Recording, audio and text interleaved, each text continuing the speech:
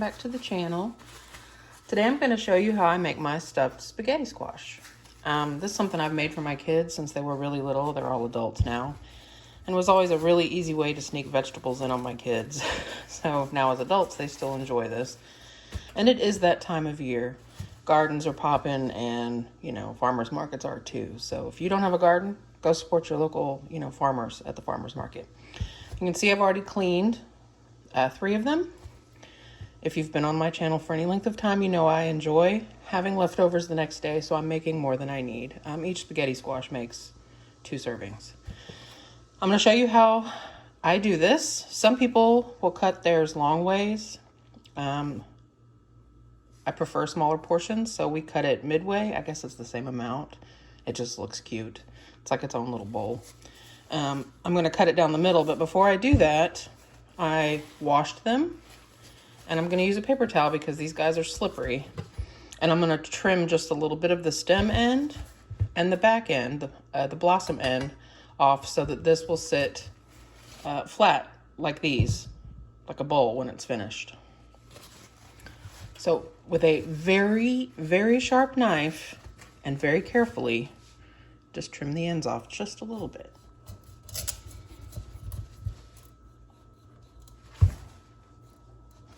And the stem end is tough.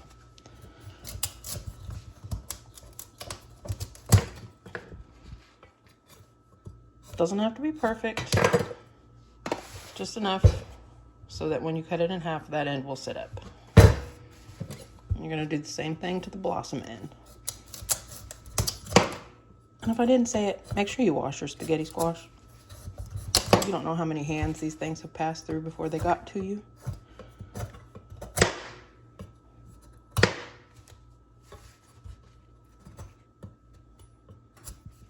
Okay, that should do it.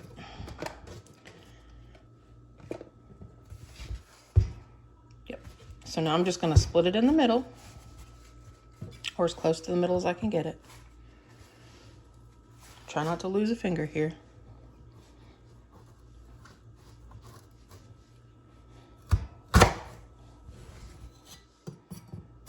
And it's not straight, but that's okay.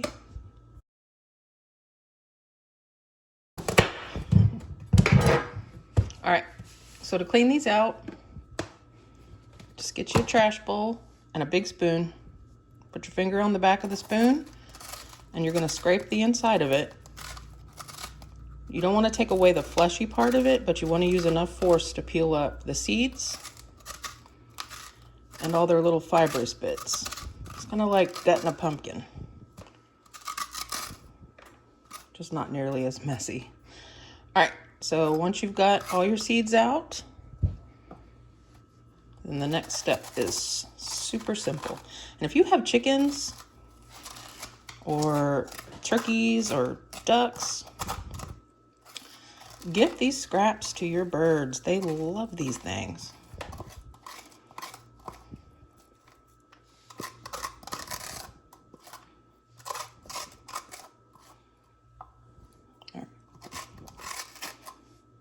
Okay, once you get all of the seeds out, at this point you want to preheat your oven to 400. And I'm just going to coat the insides of each one of these liberally with some olive oil. And then we're going to rub it around, give them a really good portion of salt and pepper, because on their own, these don't really have any flavor, or not much flavor.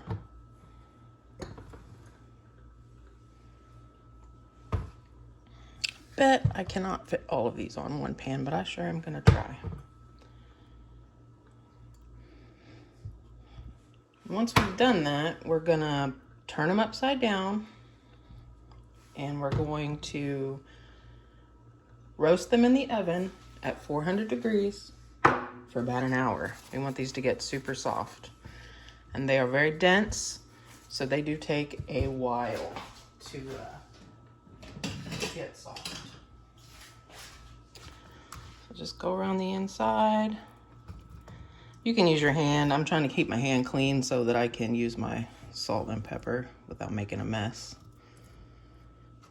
Just make sure the whole inside is coated really well around the edge. And basically what you do is when you turn it upside down like this, you're roasting it, but it's also steaming the inside so that it gets all of this really, hard inside bits nice and tender so that you can scrape it up with a fork.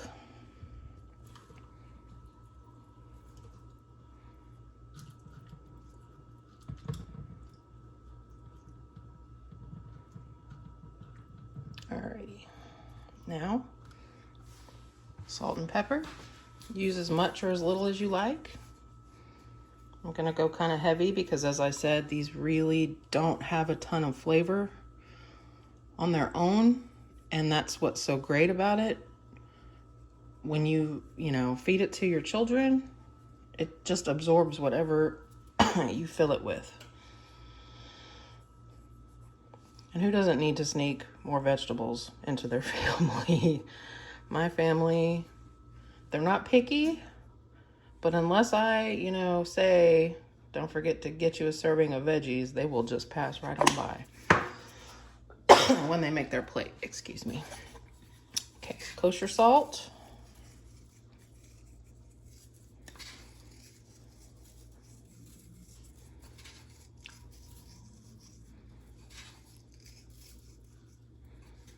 Now I'm gonna flip these guys over. Let's see if I can get all of these on one pan. They're pretty small, so I might be able to.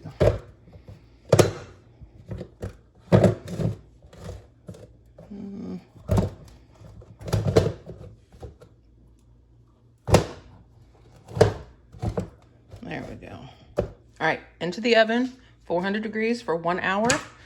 And then when they're done, we're gonna take them out and let them cool so that they're cool enough that you can handle them without burning your hands. So I will be back when these guys are done and cooled off. All right, so it's been about an hour. I've gone ahead and removed my spaghetti squash from the oven and flipped them over so they could cool off. And while they're cooling, I went ahead and I browned up a pound of hot Italian sausage. You can use sweet Italian sausage or mild. You can just do, plain ground pork. I've done this with ground turkey or ground beef before. It's all really good. Just use what you have available to you or what you prefer. I browned it and I moved it to the paper towel so that I wouldn't have all that excess grease. Drained most of the grease off, like 99% of it. So to this pan, I'm gonna go ahead and add half an onion. This is just a white onion I diced up really small. And we're gonna go ahead and get our sauce going so that we can work on the spaghetti squash while this is cooking. I am definitely a fan of shortcuts. You could make your own sauce. I'm not doing that today. I'm using store-bought, but I am gonna add to it. So to that half an onion, I'm adding probably a tablespoon and a half of minced garlic. If you wanted to add dried seasonings to it, that's fine too. Like I said, this is your recipe. You do what works for you. We're just gonna get those going and we're gonna cook them until they're kind of translucent. Get the rough taste off of them. And then we'll add the rest of the ingredients.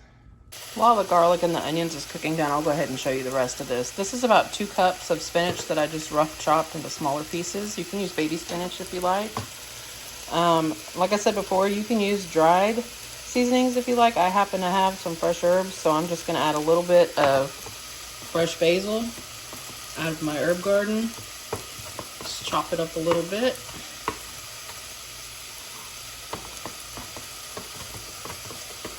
And this is some fresh oregano as well. Just gonna run my knife through it. I'm not gonna fuss over it too much.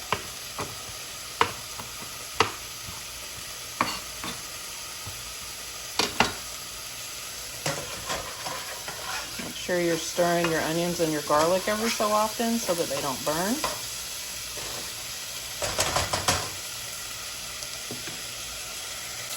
Now that my onions and my garlic are softened up, I'm going to go ahead and add the spinach. If you don't want spinach in yours, you can skip it. But like I said before, this is how I sneak vegetables in on my family. So the spinach is going to wilt down a little bit.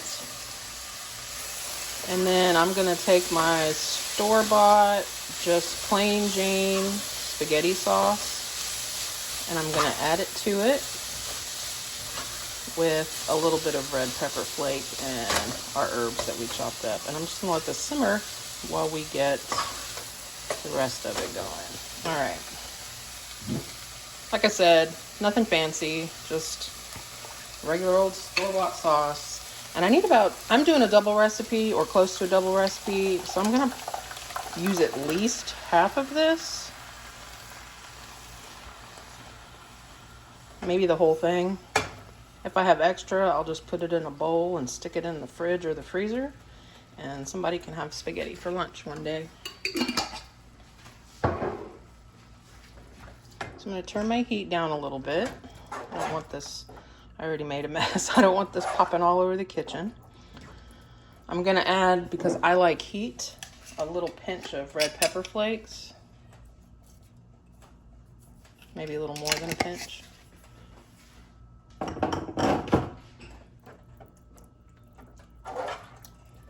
I'm going to add in the herbs that I rough chopped.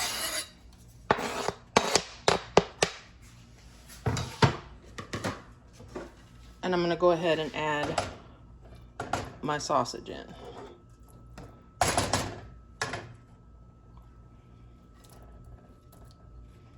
But you see why I use a paper towel. I mean, I used a slotted spoon to dip out the meat, and it's still like how much grease that paper towel absorbed that's now not going to be floating in your sauce. So I highly recommend. I'm going to give that a little stir, get it all incorporated. I think I'm going to add just a little bit of salt and pepper, but at this point you can taste it and decide for yourself if you need more of this or more of that. I'm cooking this for my family, and if you cook it, you're cooking it for yours. And we do not all have the same taste buds, so. It's a very thick sauce, but that's exactly what I wanted. All right, I'm gonna turn it down on low. I'm gonna clean up the mess that I made, because it's much easier to clean tomato sauce off of your stove when it's hot than it is when it's cooled off. And then we'll move on to the spaghetti squash. All right, while our sauce is simmering and our spaghetti squash have cooled off enough that I can handle them, basically, let me see, scroll this out a little bit so you guys can see better. Okay, well, maybe not. You're just gonna take a fork and you're gonna gently pull at the strands of the spaghetti squash. And now you can see why it gets its name. This is great for someone who's doing low carb. I used to do low carb for a very long time, and this, you know, when you haven't had pasta in a long time, this really does hit the spot. So it's just a healthier option, I think. And it's still delicious. So we're just basically gonna gently pull those threads of the flesh of the squash away from the sides with a fork and make a little nest. And we're just going to repeat the process until we get through all of them. When you're roasting your spaghetti squash, a good way to know if it's done or not is to just flip it over and stick a fork in it. If the fork goes in really easily, it's done. You don't want to overcook this, because these strands can absolutely turn to mush. I cooked for right at an hour at 400 in the middle of my oven, and it was perfect. So we're just gonna move through these doing the same thing, and I'll be back. Okay. Once you get to this point and you have them all pulled away from the sides, you wanna go ahead and put your broiler on and get it warming up. So it's really easy from here. Each one of these I'm just gonna add a little bit of sauce to.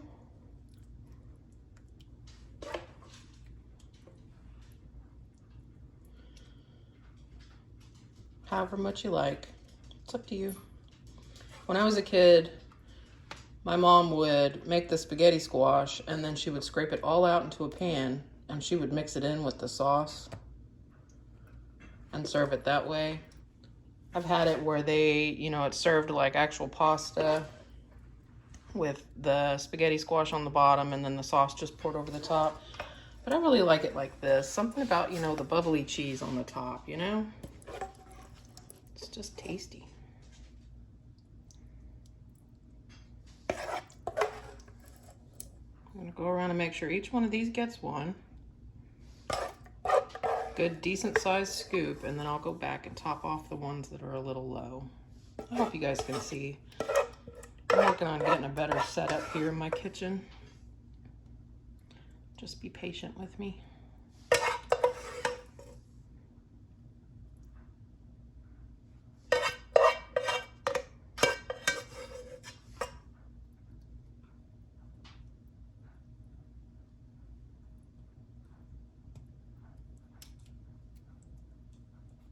All right, I'm gonna push it down a little bit.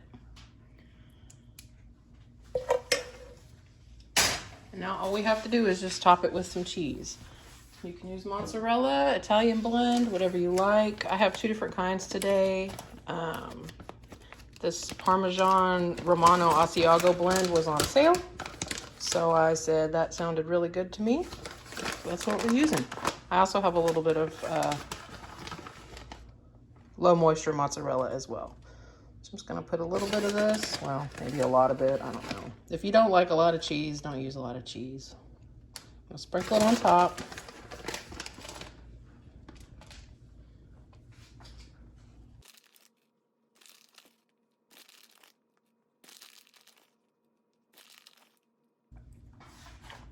Now I'm gonna go ahead and put some mozzarella.